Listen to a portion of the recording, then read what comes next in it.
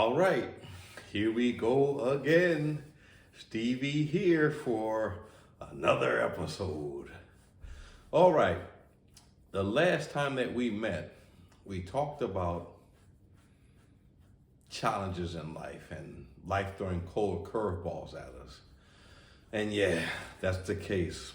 Who knows when the next one will come at us and we got to swing a duck. But also, when building the life that we want, building the business, we can generate revenue with different kinds of interesting activities and services. Some of us have the personalities where we don't want to do the same thing for 30, 40 years. We like to change up. We like to have some variety in our day.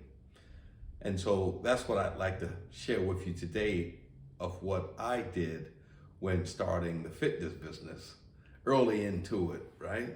Yes, yes, yes. So it took a while to get a lot of clientele. I mean, longer than a year, like starting a business. It took a while to just get a solid set of clients that would stay for a long time.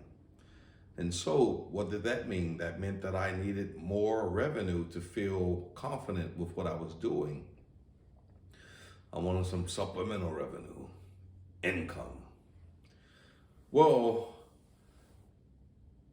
I am an open-minded person in some ways. I used to do fitness at a track, at parks, different places. I never did get a fitness studio, or I never did work out of a gym, meaning I would have a agreement with the business owner, the gym owner, having a gym membership and having my clients go there. I wasn't interested in that kind of business model because the people that I work with, they like to either do it at home or outside at parks and things like that. And so whenever it was inclement weather, I would either meet with people at their houses or we would meet at my house. And on this particular day, a client named Tanya came to the house and I had made a meal, a dish. It was a Caribbean dish called brown stew chicken. Good stuff. When she came in the house, she smelled it and she said, "Oh my God, it smells so good and all that food smells so good. What is that?" I said, "That's brown stew chicken." And I said to her, "If you do good on your fitness session, maybe you'll get some." She said, "Oh, I'm getting some of that." So we did the fitness session. Afterwards, we sat down and ate. And she says, "Oh my gosh, Steve, this food is so good." I'm not acting like I'm the best chef on earth, but I do like cooking, so some of my dishes were wonderful. And she said, "Man, Steve, this is so good." She says, "I'm a hairstylist and I work in a hair salon plaza. These ladies up there, if you put this food in like containers and took it up there, they will wipe you out in no time." I was like, "For real?" She said, "Yeah." She said, "Because we only have a Chinese food curry out and a McDonald's and a Taco Bell." And she's like, "Man, that stuff gets old. It's repetitive and it just gets old." She said, "They would love some home cooked food like this." And I'm wondering, would they want to buy my food? Like, for real? She says, "I'm going to take you up there." She took me up there and introduced me to everybody. And the people said, "Why are you introducing us? Where's the food?" They're like, "I'm not interested in being introduced. Bring some food." It was a Tuesday. She said, "He'll be back on Thursday." I left the place and I thought to myself, why did I agree to this? how am I going to cook food for all of these people? Maybe it was 10 or 15 hairstylists in there. Like, how am I going to cook for all these people? I need some big pots and more seasonings, and I need like bigger amounts of chicken and whatever else. It's like, but you already said yes, so you gotta go through with it, Steve. I was intimidated. That imposter syndrome came over me again. Like, what if they don't like it? What if I don't make enough? What price do I sell it for? I mean, totally out of the comfort zone. I'd never done anything like this before. But this client had confidence in me. Remember in an earlier video when I mentioned sometimes people will see a skill or quality in you that you don't see in yourselves, that we don't see in ourselves. And this was another example of that. I'm like, okay, she thinks I can do this. Let me try. I had to go out and get the supplies. The huge pans, pots, the huge seasonings, and I was buying chicken and having to chop it up. And I got into it. Whew. I went up there with the meals. Maybe I had $100 worth. It was gone in like 10, 15 minutes. I thought to myself, are you kidding me? I was terrified and afraid and intimidated, and this food was gone in 10 minutes. Okay, I got something here. They were like, when are you coming back? So I would go over there and sell the food, and they would be loving it. Like, a hairstylist is sitting in the seat, and they got someone they're working on right here, but then there's somebody in this seat waiting. When this person leaves, this person gets in the seat, then another person is waiting. So they can't really go and leave and do things. They need to make that income while they have it, while they have the clients right there. So you bring food to them. It was like a heaven sent for them. And I was making another stream of income. It was so wonderful. And I love cooking, and I love variety in my life, the way that some of you do, right? While building the fitness business. But some would say, I want one for lunch, I want one for dinner. And then some would say, I want one for my son or my daughter. So I go there, and like one person may get 3 meals. I went to the hair salon plaza another time, and one stylist said, hey, my girlfriend, she owns a hair salon plaza down in so-and-so. It's like 15 minutes away. She's like, how come will you go down there and serve them too? I'm like, heck yeah.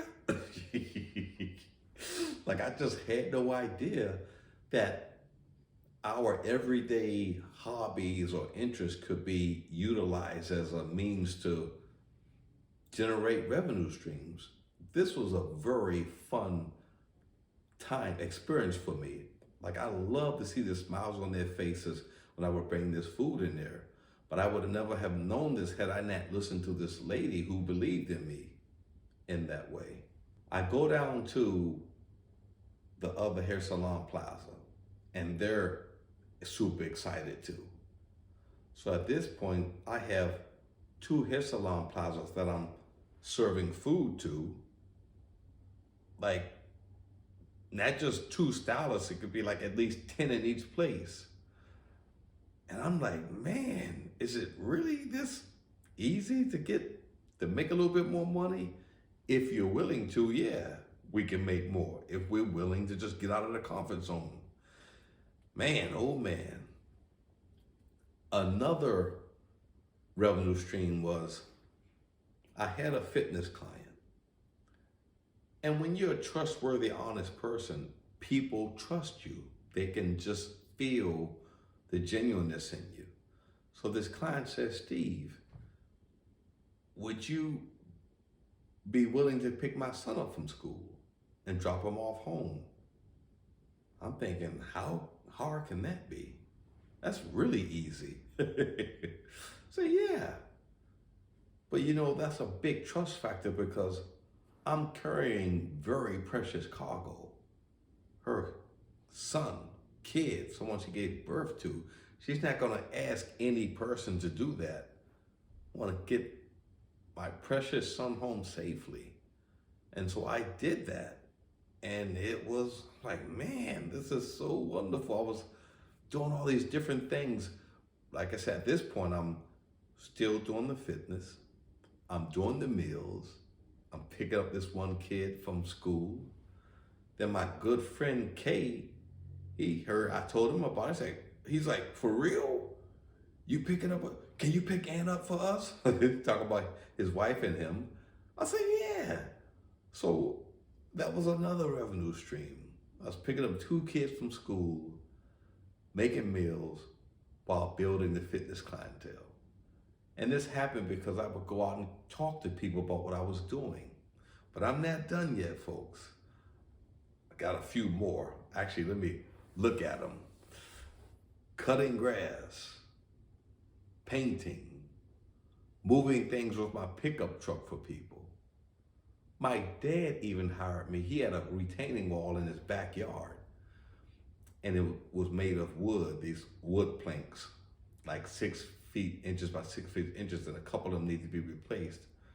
I said, yeah, Dad, I'll come and do that. I couldn't do it by myself because it was a lot of digging. So we went down to the Home Depot and got one of the Latino fellas, and he came up with us, and we did this replacing of these retaining wall wood planks.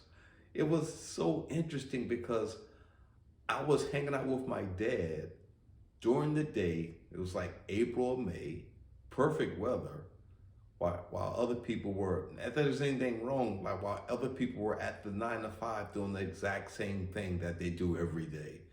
And I was doing all these different activities, picking up kids from school, cooking meals, going out and talking with people about fitness, doing stuff with my dad.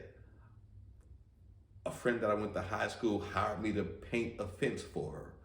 She also hired me to cut the lawn at her rental property. Another acquaintance hired me to cut a lawn at her rental property. I even shampooed a few carpets. Like, I never thought I'd be getting paid to shampoo a carpet. I mean, I just went to the grocery store, got the rented the shampooer, and shampooed the carpet, and got paid for it. I tell you, it was such an exciting time in my life. It was so fun and interesting because it was all these just various things that I was doing, but they were bringing in revenue. People would hire me if they wanted to buy a Easy Boy chair or washer or dryer or something from Home Depot or Lowe's, they would call me in advance and ask if I could go with them on this day and time. And I'm like, yeah. And I just helped them take it in the house, put it where they wanted it. They would pay me for that. I tell you, the self-employed journey can be interesting and fun. There's a lot of opportunities because remember, you got so much time now where you can create whatever you want for yourself. And so you got 24 hours and it's your time, it's your life. You own your own life at that point, and you can do these different things, services, activities to generate a little bit of income and keep life so interesting. Yes, yes, yes. It is worth it. We only live once. Want to look back at life and smile at it, right? There are tough times, challenging times. We all have them to whatever degree or whatever kind of challenges, but man, just want to look back and look at some interesting life that we lived. We only live once. Take good care.